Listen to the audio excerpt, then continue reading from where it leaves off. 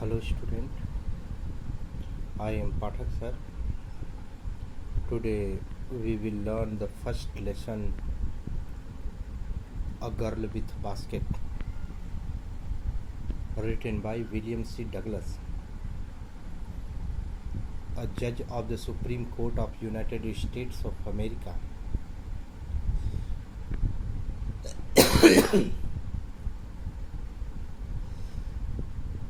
This story is a travelogue in which the author William C. Douglas explores his personal experiences while traveling in India in 1950 after independence.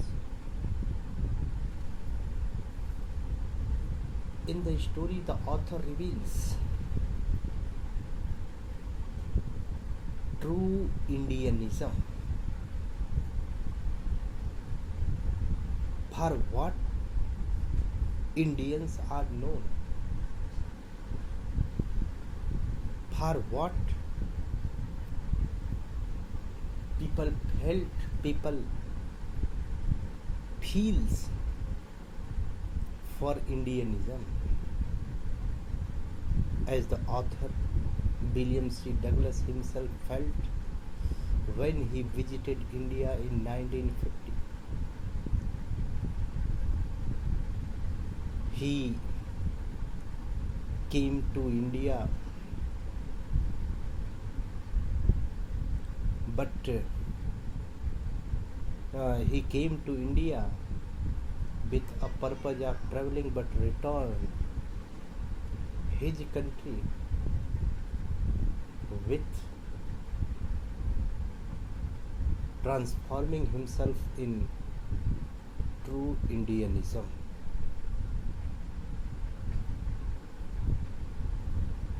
The author William C. Douglas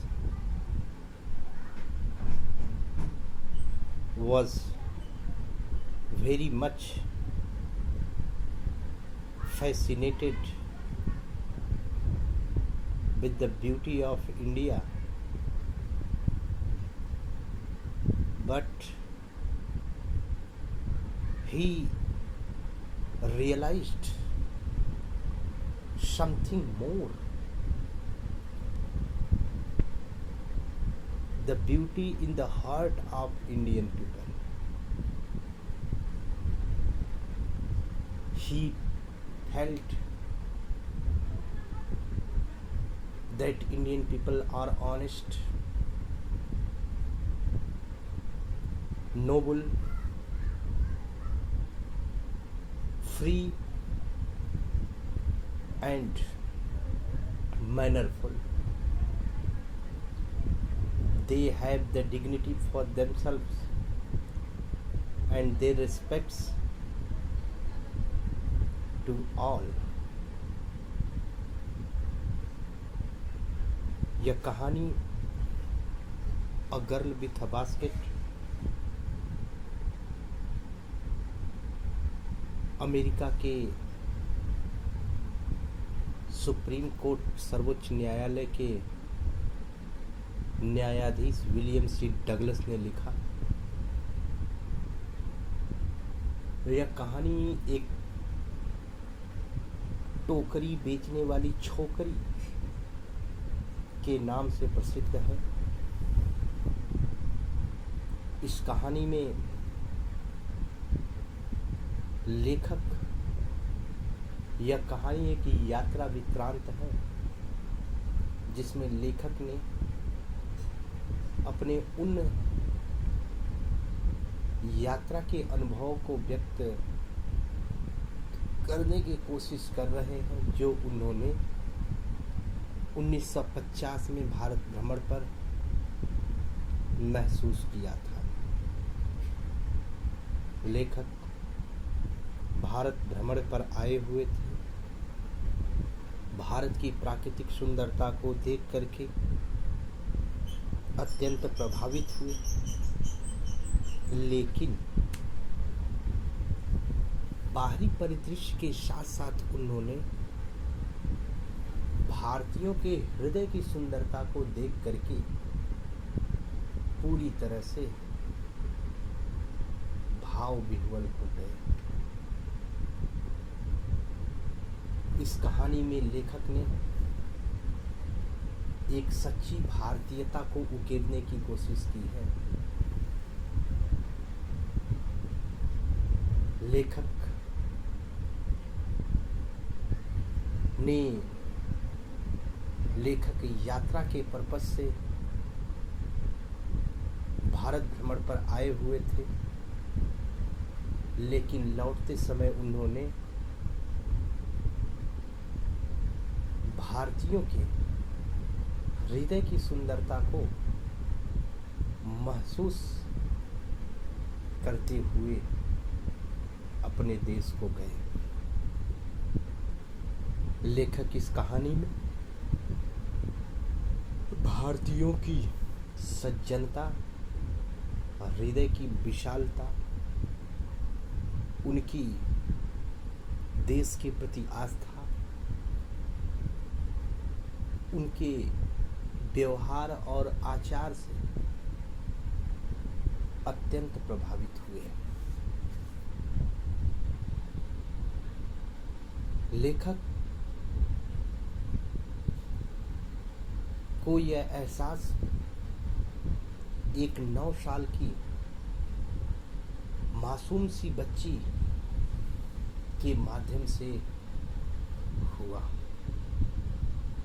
जो उनके दान के दिए गए पैसे को लेने से सीधे तौर पर इनकार कर दी। वह लड़की जो टोकरियां बेच रही थी, टोकरियों को बेच करके पैसे कमाने की कोशिश कर रही थी, वास्तव में लेखक को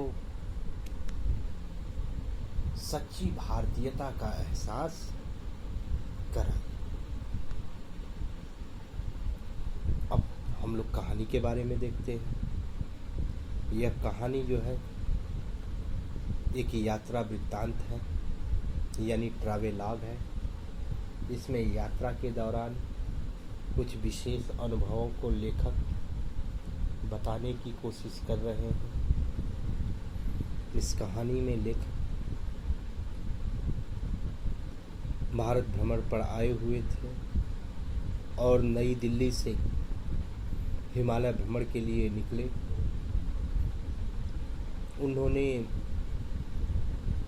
भारत की सुंदरता को, भारत के भूमि पटल की सुंदरता का अवलोकन किया, लोगों से मिले और शरणार्थियों के बच्चों से मिले। लेकिन 9 साल की बच्ची ने उनके हृदय को अत्यंत प्रभावित किया, जो प्लेटफॉर्म पर टोकरियां बेच रही थी और लेखक के दान के पैसे को लेने से सीधे इनकार कर दी थी। तो अब हम लोग देखते हैं कि लेखक को कैसा अनुभव हुआ, लेखक ने किन किन चीज़ों को देखा। अब हम लोग कहानी को पढ़ते हैं।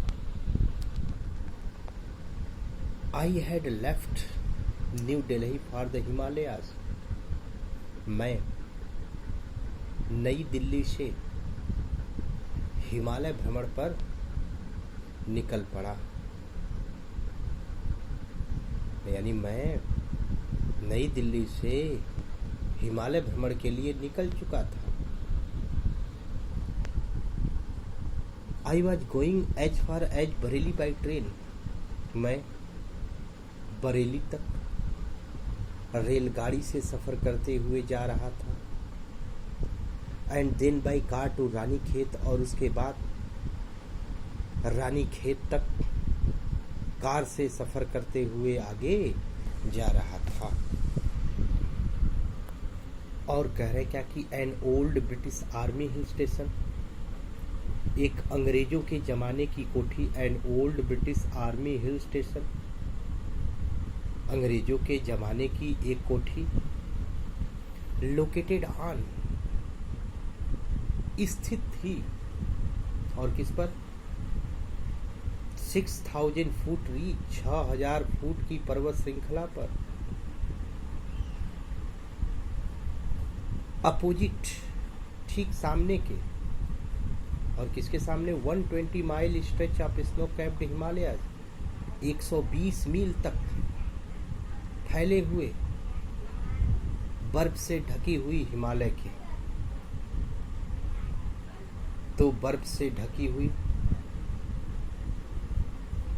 120 मील तक फैले हुए हिमालय के ठीक सामने की 6000 फुट ऊंची पर्वत श्रृंखला पर अंग्रेजों के जमाने की एक कोठी स्थित थी। रीच का मतलब होता है पर्वत श्रृंखला।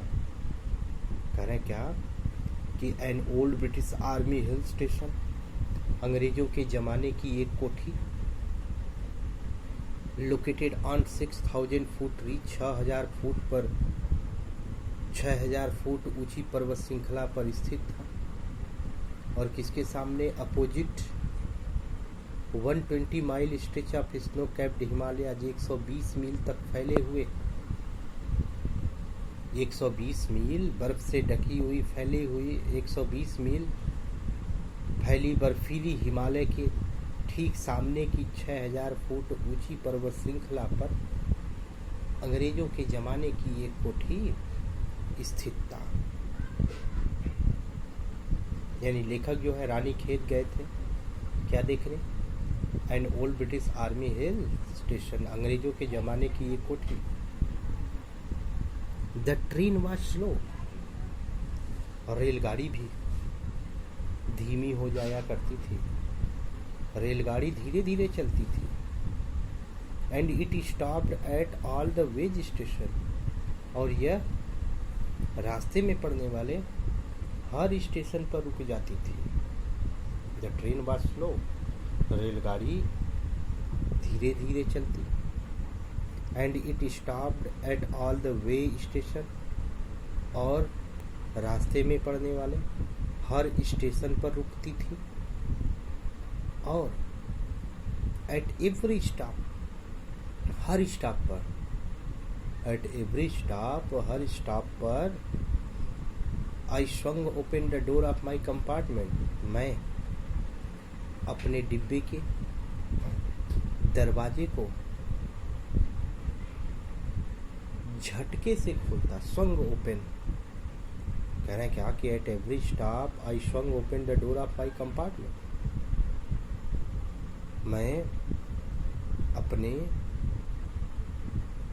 हर स्टॉप पर मैं अपने बोगी के दरवाजे को, अपने डिब्बे के दरवाजे को क्या करता था? Swung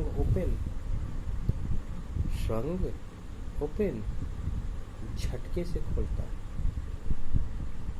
and walk the platform, और क्या करता? वॉक द प्लेटफॉर्म, और प्लेटफॉर्म पर टहलता।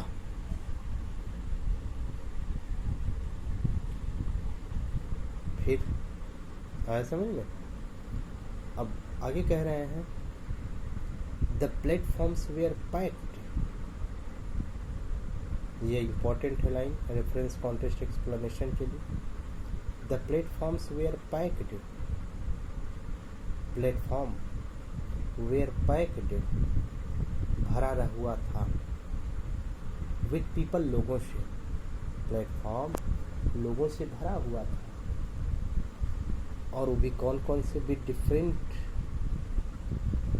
Cast and religion, people of different caste and occupation, भिन्न भिन्न पेशे और भिन्न भिन्न धर्मों के मजहब के लोगों से प्लेटफॉर्म भरा हुआ था। So the platforms were packed with people, platform लोगों से भरा हुआ था। और कौन कौन से लोग थे? सिख लोग, मुस्लिम लोग,